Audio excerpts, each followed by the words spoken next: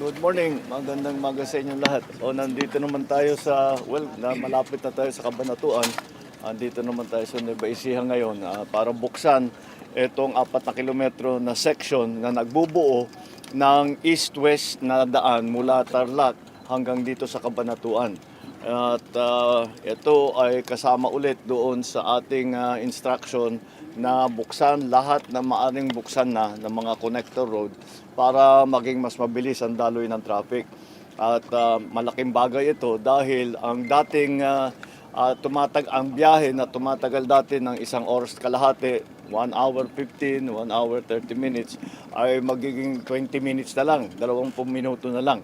At malaking bagay ito dahil unang-una, alam naman natin ngayon, ang inaalala natin, ang konsumo ng krudo, ng gasolina ay sa pagbawas na sa bawas ng tagal ng biyahe ay mababawasan din ang konsumo sa fuel. At malaking bagay ngayon yan at lagi nating inaalala yan. At meron pa rin isa pang malaking advantage itong ginawa nating pagbukas nito at pagbilis ng pagdaan ng traffic. Alam nyo naman, ang Nueva Ecija ay yan ang rice granary ng Pilipinas ngayon. At ito ay makakatulong bawasan ang transport cost. At sa ganun, sa pagbawas ng transport cost ay mananatili ang presyo ng bigas. Dahil dito nakita naman bagong tanim ang ating mga palay. Kaya malaking bagay yung kahit na 4 na kilometro ang ating pinag-uusapan, ang magiging epekto nito ay napakalaki, hindi lamang sa pagbawas sa oras ng biyahe, hindi lamang sa pagbawas sa konsumo, kundi pati sa pagpapanatili ng presyo ng bigas na alam naman natin pag tinamaan ang langis ay maraming sumusunod, pati pagkain. Kaya yan ang inaabangan natin at inaalala natin at binabantayan natin ng mabuti.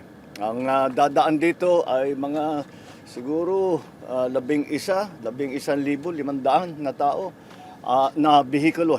11,400 vehicles ang dadaan dito bawat araw. Kaya't malaking bagay itong binubuksan natin. Kaya patuloy natin ginagawa ito para maging mas madali ang pagbiyahe ng tao at maging mabuksan na natin dahil kung pupunahin ninyo ang mga highway natin, ang takbo north-south. Ito ang pag nabuo ito, pag nakaabot na tayo hanggang sa east coast ng Luzon, ay ito na yung pinakauna na east-west na daan, na highway. At again, mabubuksan lahat ng mga iba't ibang area, mapapagaang ang pagbiyahe, mababawasan ang konsumo ng gasolina, ng krudo, at pananatiliin natin ang presyo ng ating pagkain. Maraming salamat. Patuloy po natin itinutuloy ito. Libre po yung... Oo nga pala, nakalimutan ko. Merong karagdagang magandang balita.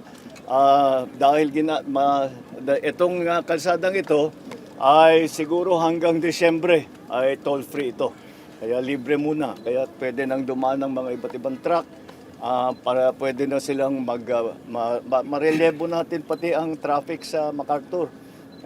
Para yun, ulit, bibilis. Basta't bumilis ang biyahe, nababawasan ang bayad sa konsumo at yung produkto na dinadala ng ating mga truck ay hindi tataas ang presyo. Kaya yan ang malaking epekto dito.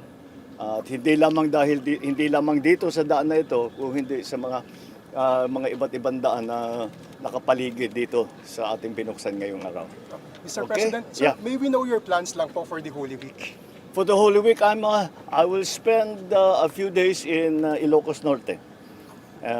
And I will be back in Manila by the weekend. All right? Thank you so Okay, much. maraming Thank you so salamat. much.